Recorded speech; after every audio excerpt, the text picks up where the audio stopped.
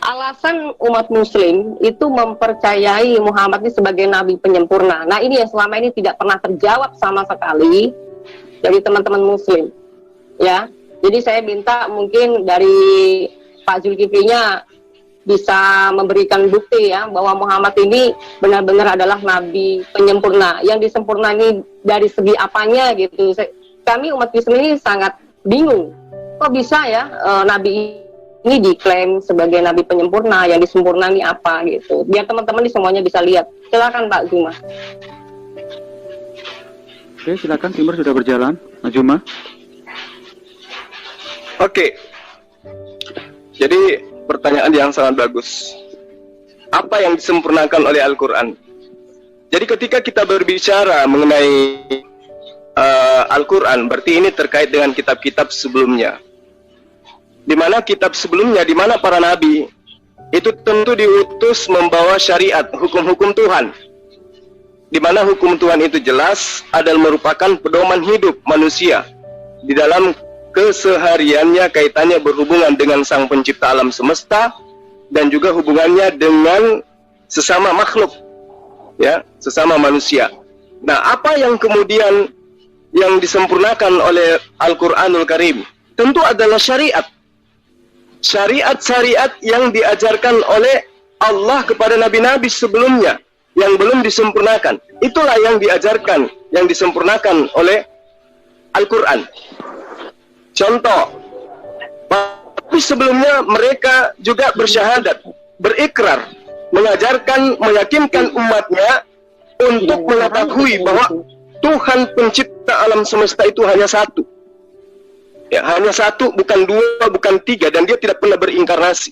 Kedua, nabi-nabi sebelum Rasulullah Muhammad SAW itu telah mengajarkan bertaubat, mengajarkan berdoa kepada Allah, mengajarkan beribadah dengan cara bersujud.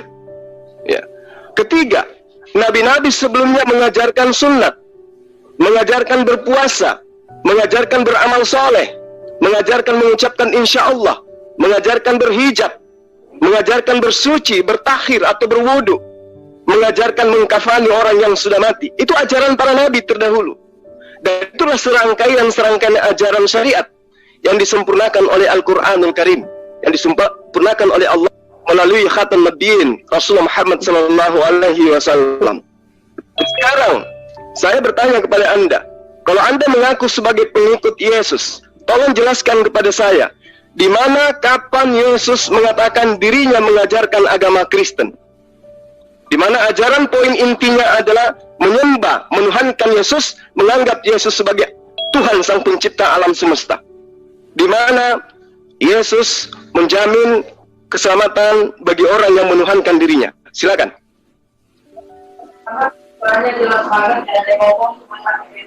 Ya, oke. Sekarang saya jawab.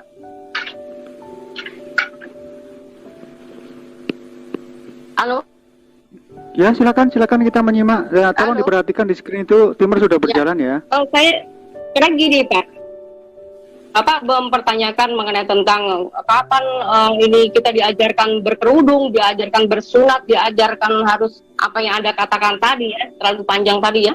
Jadi mana ada pernyataan kita harus berjilbab, kita harus menutupin wajah dan segala macam, mana nggak ada. Kata siapa? Ya, yang Anda katakan sebagai apa tadi? Kristen. Yesus itu adalah Yesus Kristus Sang Mesias. Kita ini adalah umat pengikut Yesus. Ya, artinya kita muridnya Yesus. Yesus tidak mengajarkan kamu wajib sunat, nggak ada. Ya. Jadi di sini artinya Anda tidak pernah bisa menjadi pengikut Yesus karena apa? Anda adalah orang yang menentang tentang ajaran itu sendiri di sana. Yang ada sunat hati, begitu bro. Ya. Yesus mengatakan jelas, memang tidak pernah mengajarkan Kristen, karena Yesus tidak pernah mengajarkan Kristen. Jadi saya tidak bertanya tentang Kristen, yang saya tanya tentang Yesus. Kapan dia mengajarkan tentang Kristen? Itu poinnya. Kaitannya dengan itu sangat jelas. Jangan kamu menyangka aku datang mengadakan hukum Taurat. Aku tidak menyediakannya meskipun yang paling terkecil. Barang siapa yang meniadakan mengajarkan kepada orang lain, maka dia akan menempati tempat yang terendah di dalam api neraka, di dalam kerajaan Allah. Itu ajaran Yesus kepada Bani Israel, bukan kepada Kristen. Kalau Kristen kan itu bukan umatnya Yesus. Nah, sekarang Anda buktikan. Pernah tidak Yesus mengajarkan Kristen? Silakan Anda tunjukkan bukti. Itu apa? Kristen itu apa? Kristen itu apa dulu? Kamu harus tahu. Definisi Kristen itu apa dulu? Coba saya akan jawab dulu kamu ini. Setelah jawab baru saya akan berikan penjelasan. Saya tahu definisi Kristen itu. Apa itu? Adalah pengikut Yesus. Ya kan? Yes. Kalau pengikut Kristus, tadi sudah saya bilang, Yesus tidak pernah menyadari kita wajib sunat lahiriah. Yesus juga tidak mengajarkan kita wajib berhijab. Mana Pak ayatnya? Di mana? Ayat berapa? Tolong passwordnya ya, silakan. Di mana Pak? Jadi ganti-gantian. Ucapkan. Di mana Pak ayatnya? Coba berikan dalil. Silakan dijawab. Anda jawab dulu saya. Mana dalil pernyataan Yesus mengajarkan kekristenan? Kalau dalilnya Yesus mengaku untuk Bani Israel bertaburan di dalam kitabmu. Sekarang ayatnya Yesus diutus untuk Kristen mana? Tunjukkan pada saya. Makanya saya bilang katanya pengikut Kristus, pengikut Yesus. Kalau Kristus itu artinya, ya kan, pengikut Kristus harus mengikutin Yesus. Yesus tidak pernah mengajarkan, menyuruh kita wajib sunat lahir, Pak. Dari tadi paham maksud saya. Yesus juga tidak menyuruh kita wajib berkerudung, Pak. Mana ayatnya? Saya bilang kan begitu, ya kan? Kalau udah tahu definisi Kristus adalah pengikut Kristus, kita harus ngikutin ajarannya dia. Terutama salah 1 528 ya ayat 19 mengatakan kita wajib menjadikan semua bangsa itu adalah muridnya Yesus dan bukan muridnya Muhammad. Saudara, bagaimana saudara ini? Anda belum menjawab. Sisipan. Loh, udah saya jawab. Anda belum menjawab dalil di mana Yesus mengajarkan kekristenan menyembah dirinya. Silakan. Saya handle dulu biar diskusinya nggak saling tumpang tindih. Silakan ya. Kalau sudah selesai berbicara, ucapkan. Silakan dijawab. Jadi timernya itu nggak bergonta-ganti. Ini moderatornya bingung ini kalau semua saling menjawab. Ini gimana ngaturnya? Sedangkan ini waktu tim bercatur. Ini Kupius. Silakan. Pak moderator. Saya kan ya, sudah memberikan penjelasan ya mengenai tentang definisi Kristus ini apa kan gitu. Saya tanya Pak Zuma bilang itu adalah pengikut Kristus. Di situ saya sudah memberikan penjelasan pengikut Kristus yang harus ngikutin ajarannya Yesus. Yesus tidak pernah menyuruh umatnya untuk wajib sunat lahiriah. Yesus juga tidak pernah menyuruh untuk berhijab. Kalau memang apa yang ditanyakan oleh Bang Zuma itu tadi seperti itu, saya minta dalilnya dari mana gitu loh Pak. Silakan Pak Zuma. Pertanyaannya semoga dipahami sama Mas Zuma ya. Silakan Mas Zuma. Oke. Di dalam Yohanes, coba dengarkan baik-baik. Di dalam Yohanes 10 ayat 27, Yesus mengatakan, jika engkau aku mengenal muridku, muridku mengenal aku. Mereka mendengarkan perkataanku dan mengikuti aku. Sekarang, ketika Anda mengatakan, mana dalilnya Yesus memerintahkan berjilbab? Mana dalilnya Yesus memerintahkan bersunat? Saya jawab kembali, saya tanya balik kepada Anda. Mana dalilnya Yesus mengajarkan Bani Israel untuk menyembah dirinya? Tunjukkan, silakan. Kalau kita melihat ya, apa yang tertulis bahwa firman itu adalah Allah itu sendiri dan firman itu menjadi manusia. Nggak usah dia menyuruh-nyuruh kita menyembah, tetapi Yesus tidak pernah menolak ketika dia disembah.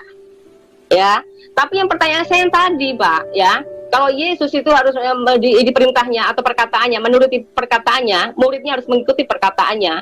Perkataan Yesus, pergilah jadikanlah semua bangsa muridku. Yang jadi pertanyaan, kenapa kalian bisa mempercayai Muhammad sebagai muridnya Muhammad, sebagai bukan muridnya Yesus untuk membaptis? Bagaimana Bang Zuma? Silakan jawab.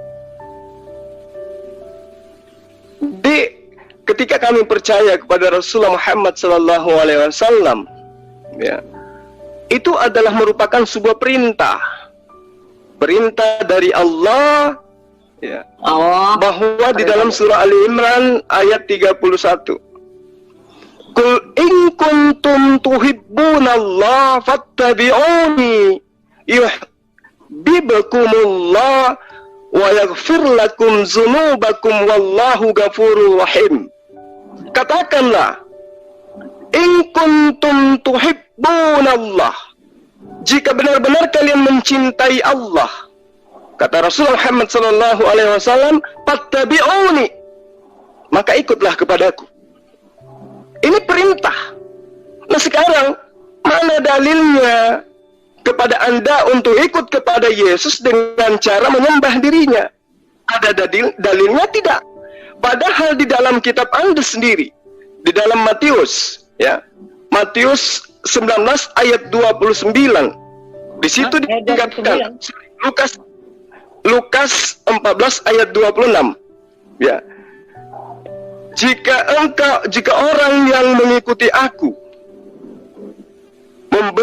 tidak membenci ayahnya, ibunya, istrinya, anaknya, saudara perempuannya, saudara laki-lakinya, dia tidak bisa menjadi muridku.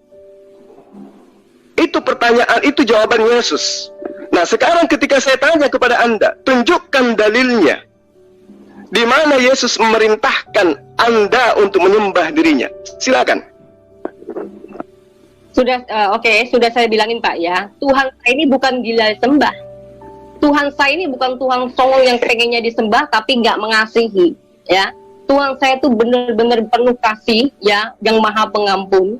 Kita udah diberitahu pribadinya sebagai Tuhan yang pernah menjadi manusia, itu kita manusia harus tahu diri, kan kita punya akal budi, Pak, ya kan?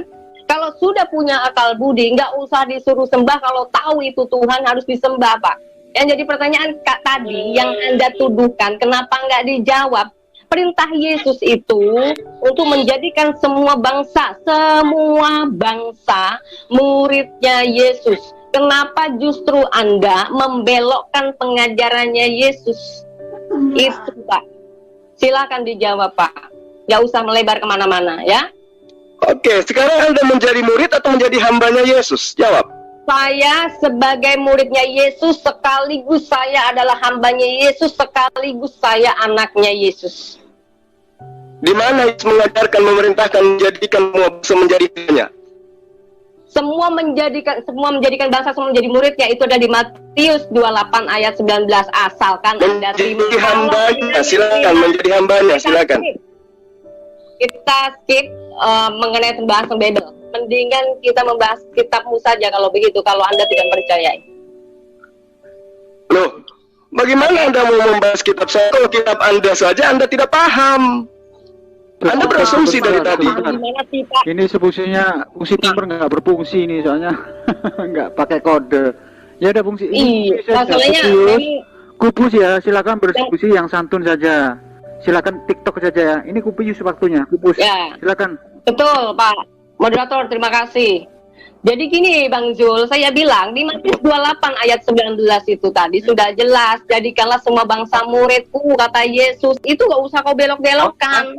Sejak kapan mungkin sudah segala macam, apaan maksud Anda? Iya, saya tahu dalil itu, saya ngerti, lebih paham ayat itu daripada Anda.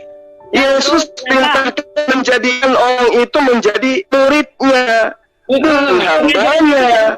Pengajaran Yesus seperti apa?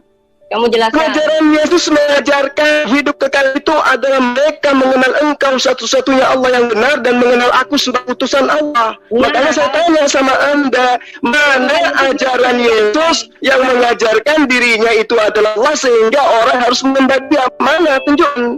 Ada enggak? Betul, karena di dalam Alkitab ini kita paham banget Pak. Saya tanya, ada enggak dalilnya Yesus mengajarkan itu? Itu siapa? Yang berikan hidup yang kekal itu siapa? Yang memberikan hidup yang kekal itu siapa? Allah, tentu Allah, bukan Yesus. Allah, kalau begitu Pak, jangan cuma hanya Yohanes 17 ayat 3-nya doang yang dibaca. Baca semua. Itu perkataan Yesus. Iya. Itu pernyataan Yesus. Makanya saya tanya sama Anda, kalau Anda itu adalah murid Yesus, kenapa justru Anda menuhankannya? Kenapa Anda menuhankannya kalau Anda mengaku muridnya? Kalau pengen tahu Yesus itu Tuhan, jangan dicomot ayat Yohanes 17 ayat 3-nya toh. Sama. Kalau Anda ingin mengakui Yesus itu Tuhan, jangan tinggalkan ajaran Yesus yang mengatakan dirinya bukan Tuhan. Kalau Yesus yang memberikan hidup yang kekal, berarti dia Tuhan kan? Oh, Yesus mengatakan aku tidak dapat berbuat apa-apa dari diriku sendiri. Ini yang kemana-mana. Coba kamu tuh bacanya ya, Yohanes 17 ayat 3. Masa tiba-tiba Yohanes 17 ayat 3? Baca dulu ayat sebelum dan sesudahnya, Pak. Nah, makanya saya bilang apa? Kalau ngebahas Alkitab, situ harus berani dan siap. Oh, itu kan asumsi Anda untuk lari. Tunjukkan aja sekarang dalilnya. Sekarang dalilnya di mana Yesus mengaku dirinya itu adalah Allah itu sendiri. Kan udah saya bilang, Yesus tidak pernah ngemis-ngemis minta disembah, tetapi kita punya akal budi dan karena dia memang bukan Tuhan. Karena memang dia bukan Tuhan. Siapa yang memberi hidup yang kekal, Pak? Kamu bilang Allah, Tuhan. Nah, ayatnya di mana tuh? Coba dibaca dulu sebelum Yohanes 17 ayat 3-nya. Baca dulu di situ biar kamu tahu siapa yang beri hidup yang kekal itu, gitu loh. Coba Anda bacakan. Coba Anda bacakan dalilnya. Saya ingin dengar. Kitab dulu ya. Sabar. Tapi kalau memang bisa ditampilkan moderator, tolong dong bisa ditampilkan lah itu. Ya silakan ada teman-teman yang mau. Yohanes 17 ayat 3. Yohanes 17 ayat dari 1 ya.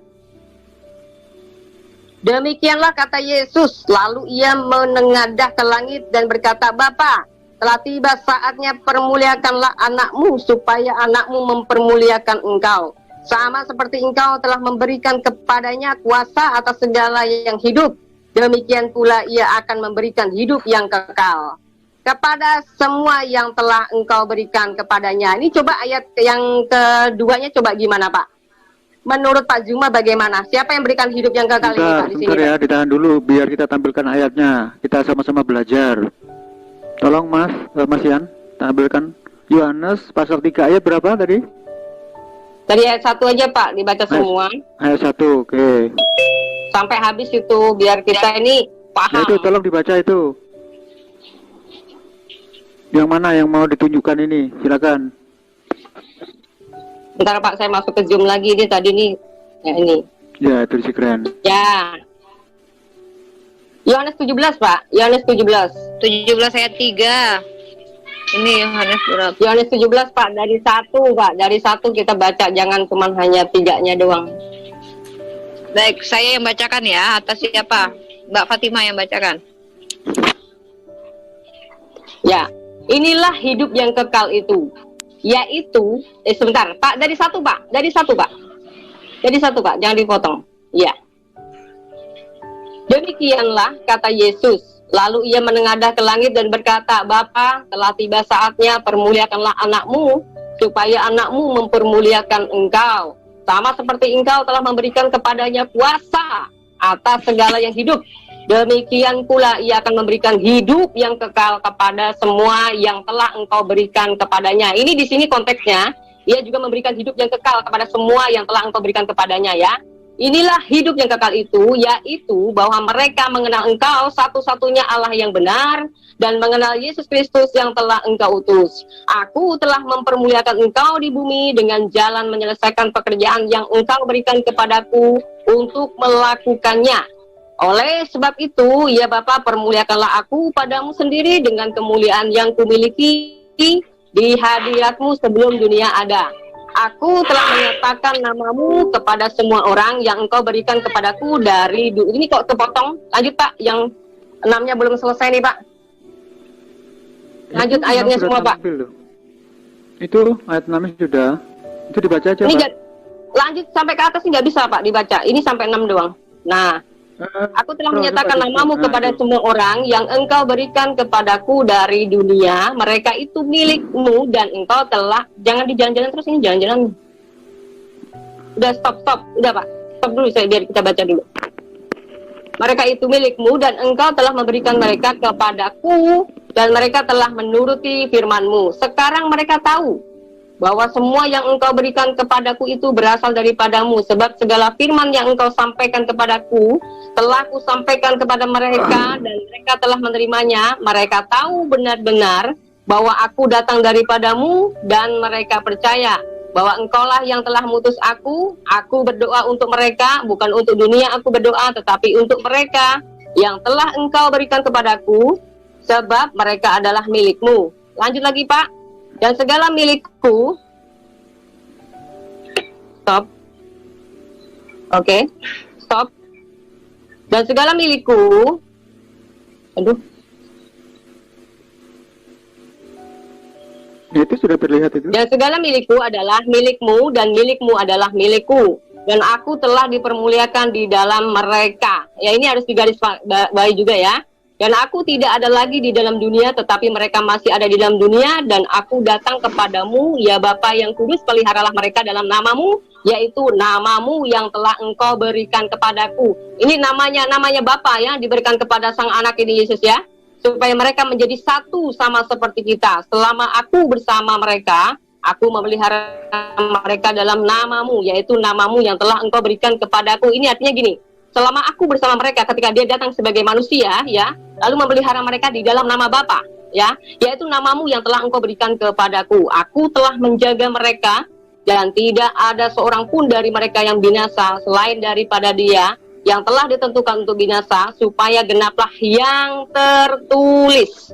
Ya, ini semuanya Yesus datang ini menggenapi ya, seperti halnya di Matius 5 ayat 17 itu mengatakan dia datang untuk menyelesaikan Taurat, tetapi dia datang untuk menggenapinya. Nah ini Yohanes 17 ayat 1 sampai selesai ini memberikan penegasan bahwa kedatangannya sebagai manusia harus menggenapi apa yang tertulis dalam kitab para nabi. Ya, ini tadi barusan kita baca bersama ya. Selama aku bersama mereka, nah ini tadi ya, genaplah yang tertulis dalam kitab suci di ayat 12-nya. Lalu ke-13, tetapi sekarang aku datang kepadamu dan aku mengatakan semuanya ini sementara aku masih ada di dalam dunia. Dia mengatakan ini karena selama dia masih ada di dunia, supaya penuhlah sukacitaku di dalam diri mereka. Ya, oke, mungkin sampai sini juga sudah lumayan cukup, tetapi lebih bagus memang harus baca. Aku telah memberikan firman-Mu aja, biar kita di sini semua jelas. Oke. Aku telah memberikan firman-Mu kepada mereka dan dunia membenci mereka. Ya, karena mereka bukan dari dunia sama seperti aku bukan dari dunia. Aku tidak meminta supaya engkau mengambil mereka dari dunia, tetapi supaya engkau melindungi mereka daripada yang jahat. Mereka bukan dari dunia sama seperti aku bukan dari dunia. Kuduskanlah mereka dalam kebenaran, firman-Mu adalah kebenaran. Sama seperti engkau telah mengutus aku ke dalam dunia, demikianlah pula aku telah mengutus mereka ke dalam dunia. Dan aku menguduskan diriku bagi mereka, supaya mereka pun dikuduskan dalam kebenaran. Dan bukan untuk ini saja, tetapi untuk orang-orang yang percaya kepada pemberitaan mereka, supaya mereka semua menjadi satu sama seperti engkau ya Bapa, di dalam aku dan aku di dalam engkau, dan mereka juga di dalam kita. Nah ini artinya dia membicarakan bahwa apa yang disampaikannya, kemanusiaannya lah dia harus menggenapi semua yang tertulis di kitab para nabi ya, sebagai utusan. Yang jadi pertanyaan, selama ini Islam selalu menganggap bahwa Yesus adalah sebagai utusan, sebagai nabi saja. Padahal kalau kita lihat di Yesaya 55 itu mengatakan bahwa firman yang diutus ya itu adalah firmannya, dianya sendiri, dan itu digenapi di Yohanes 1 ayat 1 ya. Pada mulanya adalah firman, dan firman itu bersama-sama dengan Allah, firman itu adalah Allah. Lalu di ayat 14-nya apa? Firman itu menjadi manusia, kan seperti, makanya saya bilang teman-teman muslim kalau mau ngebahas Alkitab jangan cuma comon-comon ayat ya. Kita membaca satu perikop saja, kita masih membutuhkan ya ayat-ayat yang lain, ya surat-surat yang lain. Apalagi cuma main comot-comot ayat, pasti sudah di sini sudah nggak akan bisa paham yang dimaksud utusan di sini apa. Sudah. Tuhan Yesus diutus sebagai apa? Oke, silakan. Sudah cukup ya? Baik. Oke, silakan Mas Suma. Dari ayat Yohanes 17 ini, ayat 1 sampai ayat seterusnya. Di mana poinnya bahwa Yesus itu adalah datang mengajarkan untuk disembah? Ada nggak? Justru di dalil Yohanes 17 ini menyatakan dirinya itu adalah hamba Allah. Dia utusan Allah. Dari ayat 1 sampai ayat 26, Yesus mengajarkan kepada muridnya, bukan kepada hamba-hamba yang menyembah dia, kepada muridnya Bani Israel. Bagaimana Allah dia mengesahkan, mentauhidkan Allah yang telah mengutus dirinya. Dengan terang sekali Yesus mengatakan, ya Allah. Ya, lalu ia menengadahkan tangan ke langit. Itu ngapain Yesus? Berdoa. Lalu Anda mengatakan sebagai manusia, lah iya memang dia manusia. Dari mana ke mana Tuhan itu bisa menjadi manusia? Nggak ada. Tuhan itu satu-satunya, kata Yesus. Di ayat 3-nya hidup kekal itu, yaitu mereka. Siapa mereka? Bani Israel. Kalau Kristen kemudian mengatakan Yesus itu Allah, itu juga, itu urusannya Kristen. Makanya saya katakan, tunjuk di mana Yesus mengajarkan tentang kekristenan. Anda tidak mampu menunjukkan itu. Yesus mengatakan hidup kekal itu adalah mereka Bani Israel, murid-muridku, mengenal engkau satu-satunya Allah yang benar, dan mereka mengenal aku, Yesus yang engkau utus. Ayat Yohanes 17 ini, ayat 1 sampai ayat seterusnya, di mana poinnya bahwa Yesus itu adalah datang mengajarkan untuk disembah? Ada nggak? Justru di dalil Yohanes 17 ini menyatakan dirinya itu adalah hamba Allah. Dia utusan Allah. Dari ayat 1 sampai ayat 26, Yesus mengajarkan kepada muridnya, bukan kepada hamba-hamba yang menyembah dia, kepada muridnya Bani Israel. Bagaimana Allah dia mengesahkan, mentauhidkan Allah yang telah mengutus dirinya. Dengan terang sekali Yesus mengatakan, ya Allah. Ya, lalu ia menengadahkan tangan ke langit. Itu ngapain Yesus? Berdoa. Lalu Anda mengatakan sebagai manusia, lah iya memang dia manusia. Dari mana ke mana Tuhan itu bisa menjadi manusia? Nggak ada. Tuhan itu satu-satunya, kata Yesus. Di ayat 3-nya hidup kekal itu, yaitu mereka. Siapa mereka? Bani Israel. Kalau Kristen kemudian mengatakan Yesus itu Allah, itu juga, itu urusannya Kristen. Makanya saya katakan, tunjuk di mana Yesus mengajarkan tentang kekristenan. Anda tidak mampu menunjukkan itu. Yesus mengatakan hidup kekal itu adalah mereka Bani Israel, murid-muridku, mengenal engkau satu-satunya Allah yang benar, dan mereka mengenal aku, Yesus yang engkau utus. Tapi kalau orang Kristen mengenal Yesus sebagai Allah juga, ya itu urusan Kristen. Karena Yesus kelak akan mengusir orang-orang yang bernubuat demi nama Yesus, yang mujizat demi nama Yesus, yang mengusir setan demi nama Yesus, dengan Yesus mengatakan kalian semua pembuat kejahatan. Karena mereka tidak melakukan kehendak Bapakku yang ada di surga. Apa kehendak Bapakku yang ada di surga? Pertama, pada Bani Israel, Allah terang mengatakan, ya, di dalam kitabnya bahwa Anochi kasem kaasel hotsei jika meerets mitsarim mit beits afadim. Aku Tuhan, aku Allahmu yang membawa engkau keluar dari tanah Mesir, dari tempat perbudakan. Lalu Allah mengatakan kepada Bani Israel, bukan kepada Kristen loh ya, kepada Bani Israel. Lo yihye leha Elohim akhirim al-falana.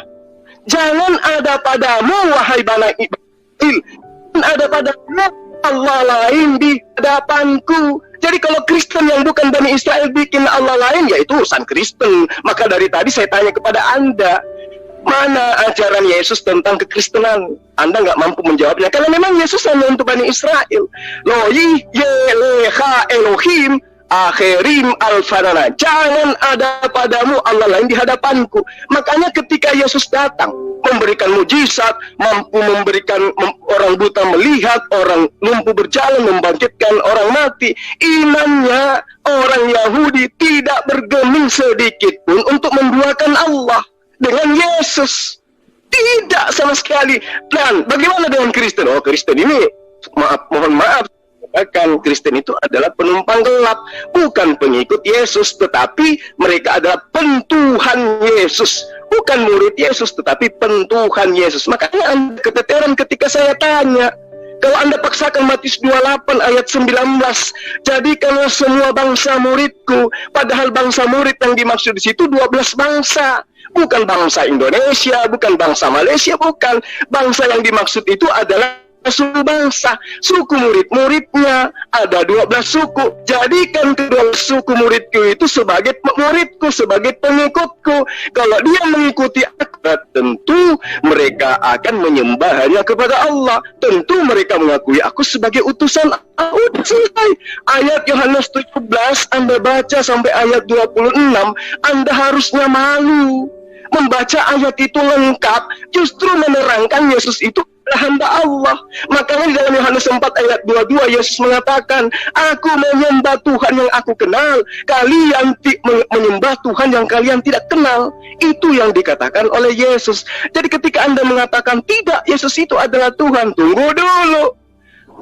Ada ratusan ayat di mana Yesus menerangkan dirinya itu adalah manusia, dirinya itu adalah utusan Allah, dirinya itu berdoa kepada Allah. Apakah ada Tuhan berdoa kepada Tuhan? Tidak. Jadi dalil yang Anda katakan tadi itu sangat terang, sangat jelas.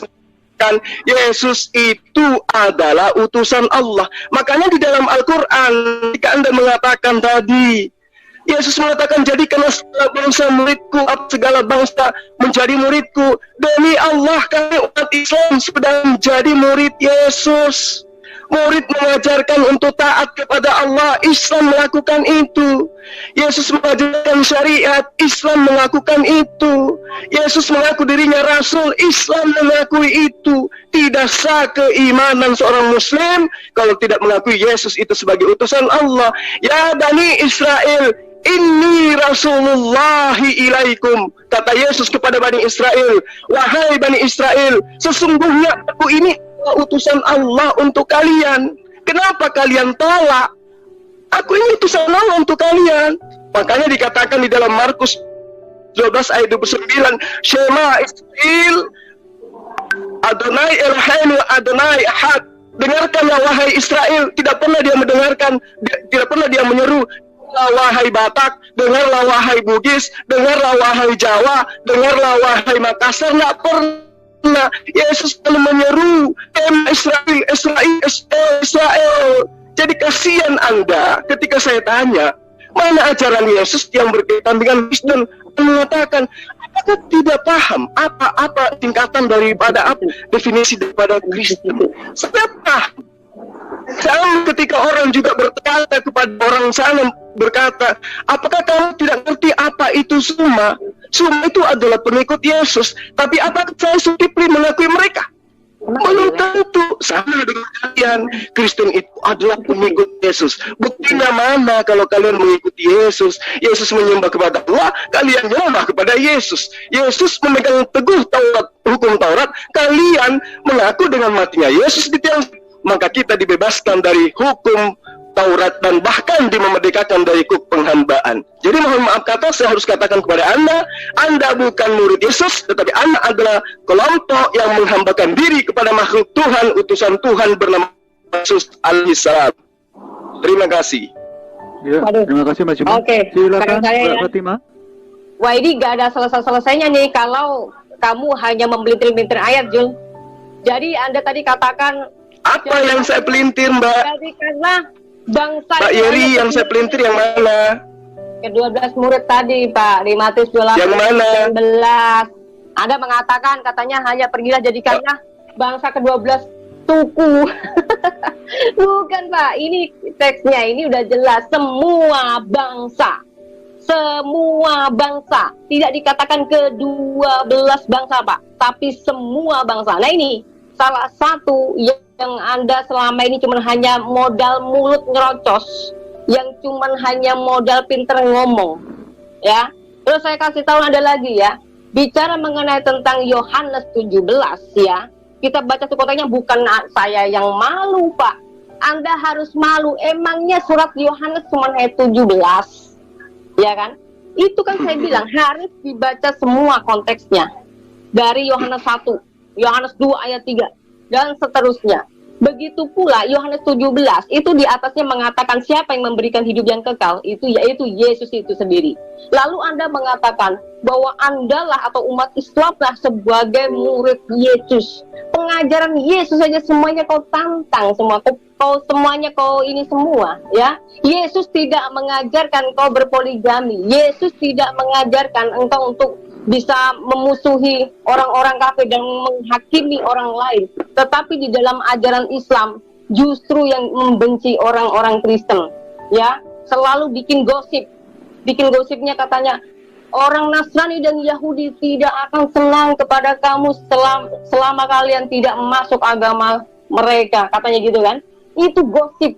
Tidak pernah ada ajaran Yesus mengatakan seperti itu. Nah, inilah kepala kalian selama ini hanya dipenuhi dengan kesombongan dan juga fitnah, ya, yang selama ini tidak pernah ada datanya. Kalau memang benar Julki, Anda sebagai muridnya Yesus, ya, seharusnya menjadikan semua bangsa jangan kau pelintir ke 12 bangsa, Zulkifli. Inilah yang menjadi penyelewengan, ya.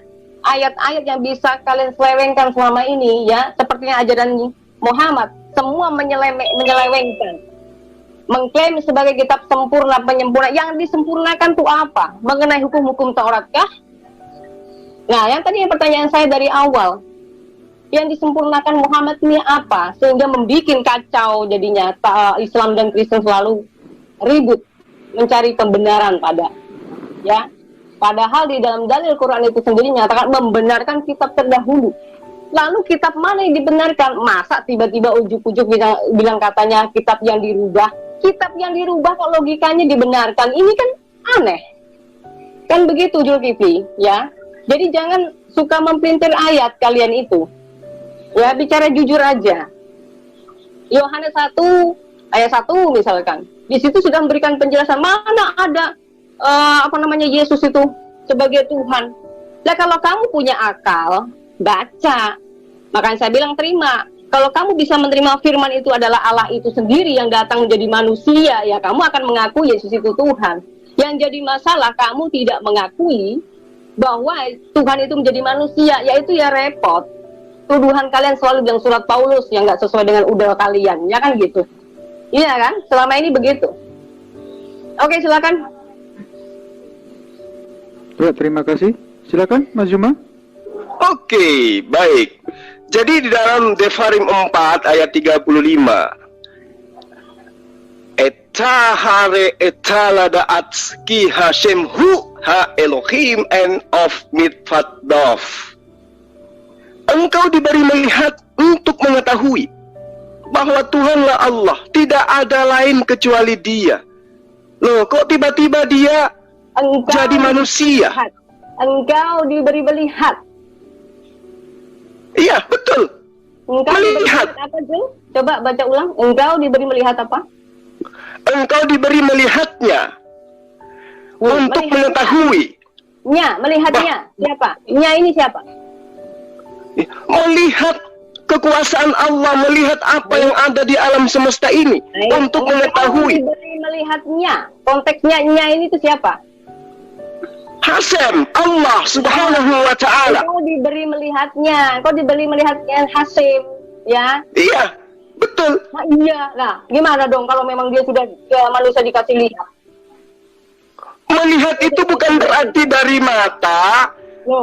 Melihat sesuatu tidak. Melihat itu bisa dengan hati.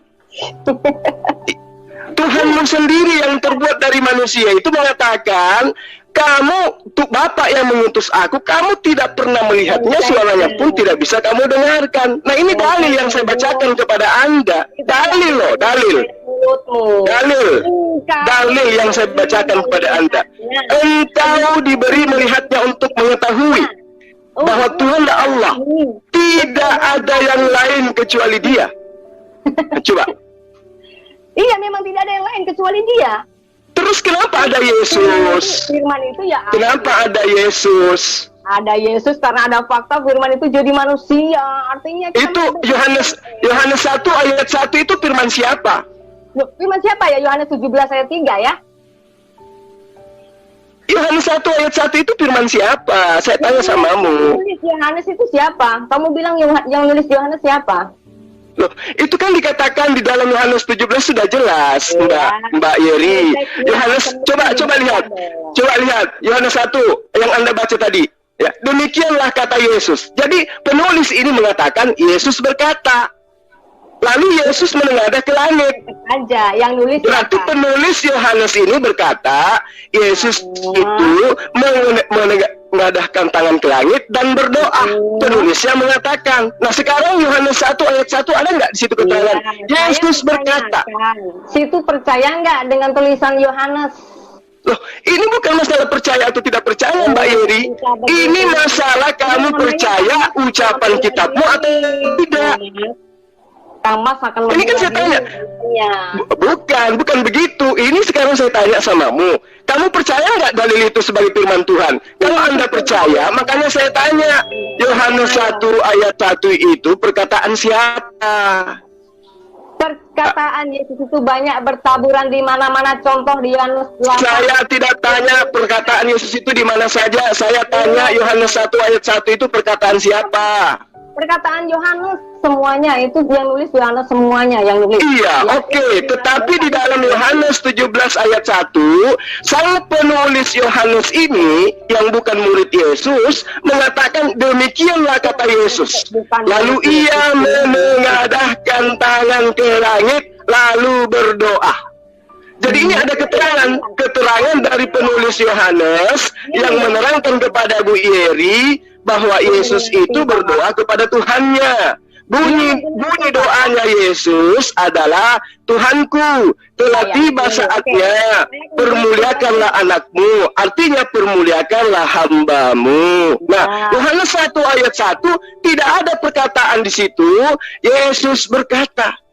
Pada mulanya adalah firman. Firman itu bersama-sama dengan Allah. Firman itu adalah Allah. Tidak ada perkataan Yesus begitu. Bahwa Yesus berkata. Tidak ada. Tidak ada juga berkata firman Allah. Atau berkatalah Allah. Atau berfirmanlah Tuhan. Tidak ada. Sekarang yang muncul. Pada mulanya adalah firman. Firman itu bersama-sama dengan. Ini adalah filsafat himne Plato. Persis. Berarti semua perkataan hadis itu bohong juga ya Pak ya? Berarti ya? Ya tergantung. Kalau dia sanadnya ada yang cacat, matanya tidak sempurna, perawihnya diragukan, maka itu dhaif. Itu ada maudhu, itu ada yang sahih, ada hasan, dan seterusnya. Makanya belajar asbabul wurud hadis. Nah, makanya saya bilang kalau ada tertulis itu jangan dipilih-pilih, karena memang ada perkataan atau persaksian dari para murid Yesus itu sendiri mengatakan seperti itu. Lalu ada ayat lain yang mengatakan, Yohanes 8 ayat 24 mengatakan, jikalau kamu tidak percaya bahwa akulah dia, maka kau akan modar dalam itu dengan dosamu sendiri. Itu bagaimana? Apakah Yesus bicara seperti ini juga kamu gak akan percaya? Kalau kamu tidak percaya bahwa aku... Saya percaya, dia itu adalah utusan Tuhan. Akulah dia, akulah utusan Tuhan itu. Oh, siapa yang bisa menanggung dosa Pak di situ? Kalau kamu tidak percaya sama dia, kamu akan mati di dalam dosamu sendiri itu. Kamu akan mati di dalam dosamu. Iya betul, makanya percayalah kepada Yesus Bu Yeri. Bahwa dia itu utusan Tuhan. Jangan percaya kepada orang-orang yang menginginkan Yesus itu menjadi Tuhan. Percaya kepada Yesus. Yesus itu adalah Tuhan, Pak. Di mana dalilnya Yesus itu adalah Tuhan? Makanya dari tadi saya minta kepada Anda, tapi Anda mengatakan Yesus itu adalah Tuhan yang tidak gila sembah. Bukan, terbalik. Yesus itu tidak mengajarkan menyembah dirinya karena dia memang bukan